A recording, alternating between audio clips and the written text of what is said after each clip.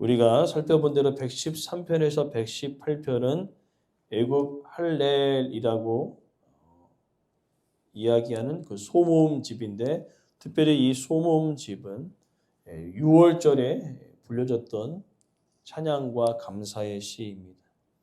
그래서 앞선 113편에서 114편은 6월절 식사 전에, 그리고 115편부터 118편은 식사 후에 불려지는 찬양과 감사의 시입니다. 특별히 오늘 본문의 내용은 이제 하나님의 백성으로서의 공동체적인 확신을 담고 있습니다. 즉 2절의 말씀을 근거로 해서 많은 나라들이 하나님이 어디에 있느냐라고 이야기했을 때 담대하게 자신의 신분을 밝힐 수 있는 하나님에 대한 그 신뢰에 대한 이야기가 오늘 본문을 주로 이룰 뿐만 아니라, 가장 본문의 핵심은 우리의 인생이 우리에게 달린 것이 아니다. 그렇다면 누구에게 달린 것이냐. 이스라엘 백성들의 그 역사의 이야기를 이제 자녀들에게 식사 후에 얘기하면서, 그렇다면 너희의 인생은 너희들에게 달린 것인가? 라고 얘기했을 때 그 중심을 가지고 오늘 115편의 말씀을 들어야 된다는 것입니다. 너희의 인생이 너희의 것인가? 너희에게 달린 것인가? 그러면 한번 우리가 115편을 읽어보자. 그리고 나서 너희들이 어떻게 생각할지를 나누어 보는 것이 오늘 115편의 주된 관심사입니다. 그럼 그 부분을 가지고 우리가 함께 나누기 원하는데, 오늘 본문의 내용은요, 크게 4개의 단락으로 구성되어 있습니다. 1절부터 2절은 내가 왜 기도를 하고 있는가. 그리고 3절과 8절은요, 하나님과 우상을 대조하고 있습니다. 그러면서 대조하는 그 상황 속에 9절부터 11절의 내용은 하나님을 의지해라. 그리고 12절부터 16절은 하나님의 복을 기대해라. 그리고 마지막은 17절, 18절은 결론의 의미로 사용하고 있습니다. 큰 구성은 1절, 2절, 3절, 8절, 12절, 16절, 그 다음에 오늘 마지막 부분인 17절, 18절로 결론을 내리고 있습니다. 이 말씀을 단락별로 함께 우리가 살펴보면요. 먼저 기도의 의미를 이야기하고 있는데, 기도의 핵심이 1절 말씀입니다. 여호와의 영광을 우리에게 돌리지 마옵소서, 우리에게 돌리지 마옵소서, 주의 이름만 영광을 돌리소서. 이 이야기는 이제 앞서 있는 114편을 근거로 하고 있습니다. 그러니까 출애굽의 사건 가운데 홍해 바다를 건너고 요단강을 건너고 가나안 땅에 정착하여서 너희들이 살 수 있었던 그 이유는 전적으로 하나님께서 행하신 놀라운 일이었다. 이것을 이야기하고 있는 것이죠. 즉 우리와 상관없이 하나님께서 전적으로 그 언약의 말씀을 이루어 내신 것이다 라고 이야기하고 있는 것입니다.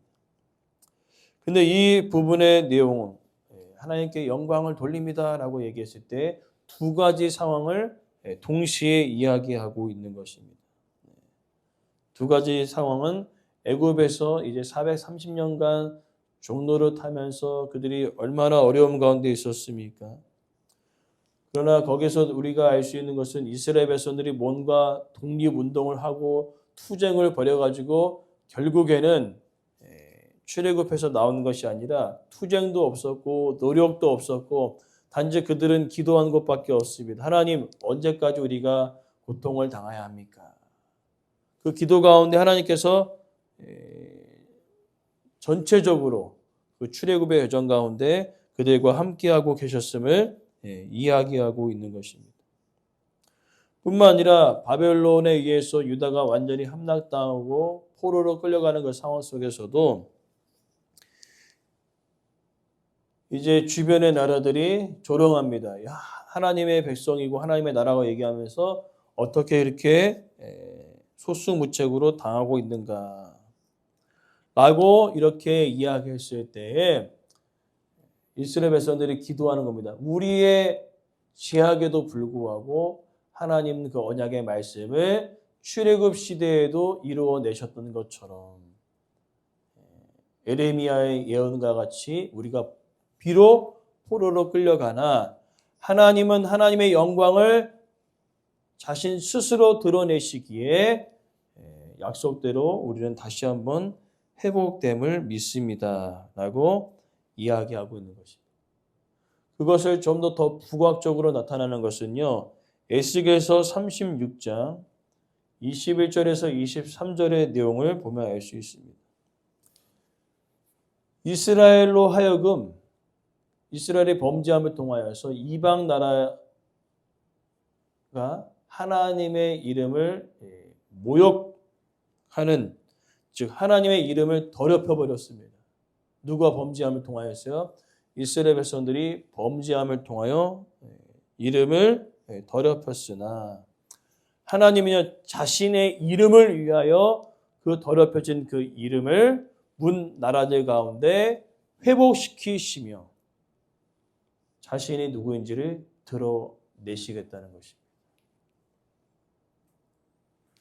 자신의 이름값을 하나님은 하시는 것이죠.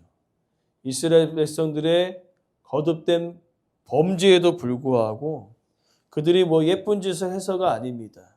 여전히 범죄하고 여전히 원망과 불평 가운데 있지만 문 나라들 가운데 더럽혀진 그 이름을 스스로 하나님께서는요 그것을 회복시킴을 통하여서 자신의 이름을 민족들 가운데 드러내시겠다는 것이죠.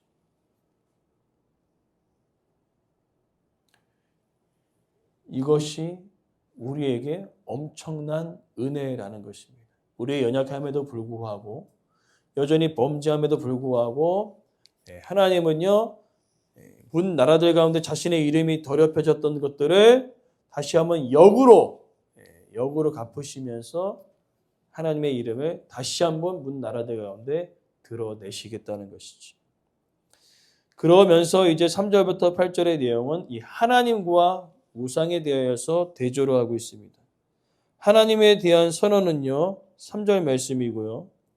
4절부터 8절은요 우상에 대하여 고발하고 있습니다. 3절 말씀 어떻게 기록됩니까? 오직 우리 하나님은 하늘에 계시다. 원하시는 모든 것을 행하신다. 즉 하나님께서 계획하셨던 그 모든 일들은요 문 나라들의 신들의 방해에도 불구하고 그 일들을 그대로 이루어내신 거죠. 숱한 여러 강대국의 강력한 그 무력 앞에서도 여전히 하나님은 자신의 뜻을 굽히지 아니하시고 오히려 그 문 나라들의 그 권세와 능력을 짓밟으면 통하여 자신의 권세와 능력을 드러내시는 것입니다. 왜 그렇습니까? 하나님은 살아계시기 때문에 그렇다는 거죠. 그러면서 반대로 4절부터 8절의 내용은 그런 것입니다. 사람의 손으로 만들어진 우상들은요, 어떻게 만듭니까? 사람이 만들었기 때문에 사람들과 비슷한 모양으로 신들을 만드는 경우들이 있습니다. 눈도 만들고 코도 만들고 입도 만들고 손도 만들고 발도 만듭니다. 왜 그렇습니까? 인간이 만들었기 때문에. 그래서 자신의 욕망이 우상에게 그대로 드러나는 것입니다. 눈을 만든 이유는 나를 좀 봐달라는 것이고요. 입을 만든 이유는 내가 입술을 벌려서 얘기할 때 잘 듣고 얘기해 달라는 것입니다. 그리고 길을 만든 것도 잘 들어달라는 의미고 손과 발을 만들었던 그 의는 내가 기도할 때에 손과 발을 움직여서 열심히 나를 도와달라는 의미예요. 그러니까 우상의 의미는 내가 막 그 우상을 떠받는 것처럼 느껴지지만 근본적인 것은요. 인간의 욕망과 욕심이 우상에게 그대로 담겨져 있다는 것입니다. 그게 우상의 실체이죠.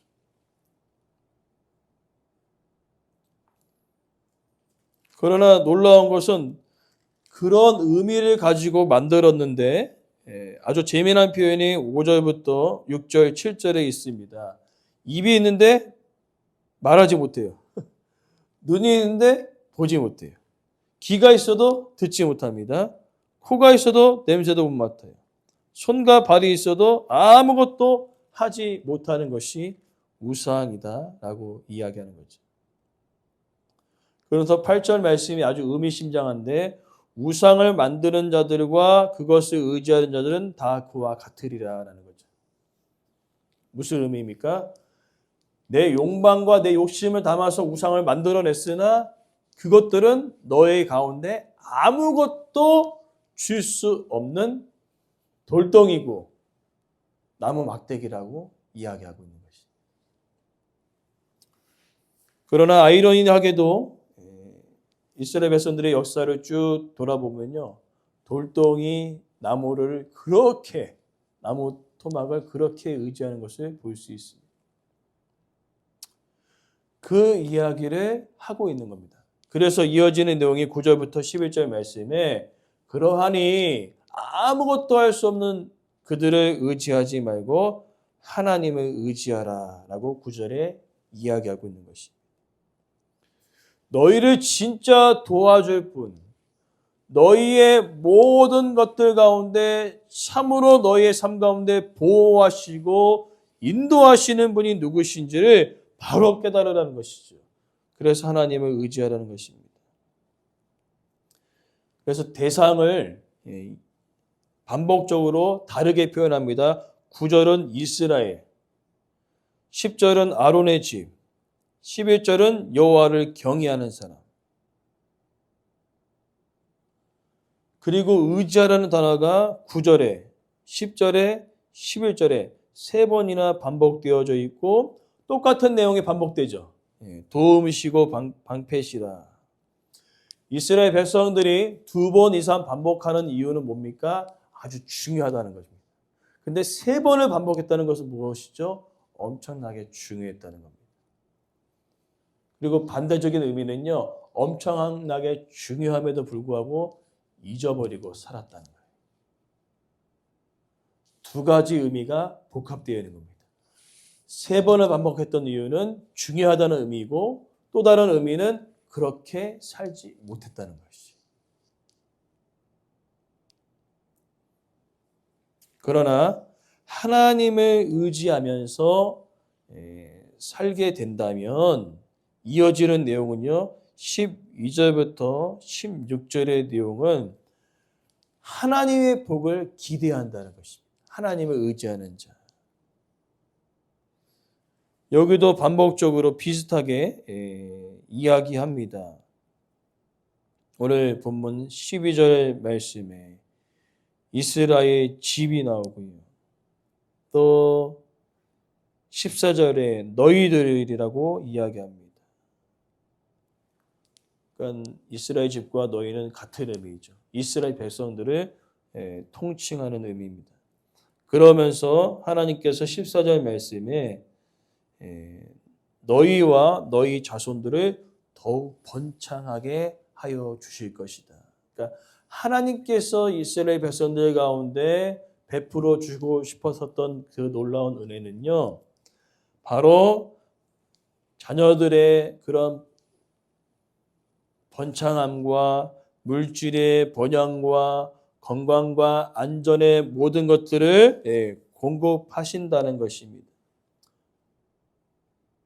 그러면서 놓치지 말아야 할 것은 그 모든 것을 주신 그러니까 선물에 부각된 것이 아니라 선물을 주신 하나님을 기억할 것을 이야기하고 있는 것입니다. 그러나 이스라엘 백성들은 뭐에 집중되어 있습니까? 눈에 보여져 있는 선물에 집중되어 있었다는 거죠. 그러하기에 오늘 9절부터 16절의 내용은 한 세트로 묶어야 되는 거죠. 복을 주시는데 선물을 주시는데 누구를 봐야 되느냐? 여호와 하나님. 그 하나님을 의지해야 된다는 거죠. 복만 보는 것이 아니라 복을 주신 하나님을 의지하며 살아갈 것을 이야기하고 있는 것입니다. 그러면 우리가 그렇게 하나님을 의지하며 살아가는 우리들에게는요, 이런 눈에 보이는 그런 물질의 축복도 있겠으나 영원한 생명을 주시는 그 영적인 축복도 있다는 것입니다. 그러면서 시인은 궁극적으로 무엇을 의미하느냐? 물질적인 축복도 우리에게 필요하지만 영적인 축복을 더욱더 사모할 것을 이야기하고 있는 것입니다. 그러면서 17절, 18절의 내용이 결론인 거죠. 그러면 이제 얘기하는 거예요. 이렇게 쭉 얘기한 거죠. 자녀들에게 막 얘기했어요. 자, 그러면 너희들 뭘 어떻게 하길 원하냐. 그러면서 마지막으로 17절, 18절 여호와를 의지하는 자와 우상을 의지하는 자의 대조를 통하여서 너희들이 결론을 내려보라고 이야기하고 있는 겁니다. 17절 말씀은 우상을 의지하는 자들의 마지막을 이야기하고 있습니다. 죽은 자들은 여호와를 찬양하지 못한다. 적막한 대로 내려가는 자들은 아무도 찬양하지 못하리로다. 죽은 자들과 적막한 대로 내려가는 자들은 누구일까요? 앞서서 아무것도 아닌 돌덩이와 나무를 의지하는 우상을 섬기는 자들의 마지막은 아무것도 남는 것이 없다라고 이야기하고 있는 것입니다. 그러니까 아무도 찬양하지 못하리라는 그 의미는 뭐냐면은 열심히 나무와 우상을 섬겼는데 결과적으로 얻은 것은 영원한 생명이 아니었다라고 얘기하고 있는 겁니다. 그러면 18절은요. 우리는 이제부터 영원까지 여호와를 송축하리로다. 이 이스라엘 백성들의 찬양이란 개념보다 더 높은 단계의 존경을 표하는 것은 송축입니다. 하나님을 향하여 송축하겠다. 무엇입니까? 하나님을 의지하는 자는요, 물질의 축복뿐만 아니라 영원한 생명이 우리 가운데 있음을 이야기한다는 겁니다. 그래서 18절에 무슨 단어를 우리가 주목합니까? 영원까지 우리의 삶 가운데 영원한 생명을 주신 그 하나님을 의지하는 것이 마땅하다. 그러면서 결론을 자녀들에게 이야기하는 겁니다. 우상을 섬기는 자의 마지막과 하나님을 섬기는 자의 마지막이 이러한데 그럼 너희들은 무엇을 선택하겠느냐? 무엇을 선택하겠습니까? 하나님을 선택해야 되겠죠. 그리고 궁극적으로 너희의 인생은 너희에게 달린 것이 아니라 바로 하나님께 달린 것이다 라고 이야기하면서 이 115편의 뼈들을 이루었던 제가 서론에 얘기했죠. 우리에게 달린 것인가 우리의 인생은 그것이 아니라 결론을 딱 보니까 누구에게 달렸습니까? 내가 아무리 뭔가를 노력해도 내 인생을 주관하시는 분은 하나님이시기에 하나님께 달린 것이다. 그러면서 하나님을 의지하면서 살아가라 라고 자녀들에게 6월절 식사 후에 이야기했다는 것입니다. 오늘 우리의 인생도 마찬가지입니다. 우리가 뭔가 막 열심히 하는 것처럼 느껴지지만 그 열심히 일하는 가운데 하나님께서 우리를 붙잡고 계시고 인도하고 계시기 때문에 우리가 이 땅 가운데 살아가는 것입니다. 그러나 많은 사람들이 이렇게 이야기하며 살아간다는 것이지요. 내 인생은 내가 하기에 달려있다. 그러나 하나님을 믿는 자들은요, 이 말을 조심해야 합니다. 내 인생은 내한테 달려있다. 그것이 아니라 내 인생은 하나님께 달려있다. 라고 고백하며 살아가는 우리의 인생 되어지기를 간절히 소망합니다.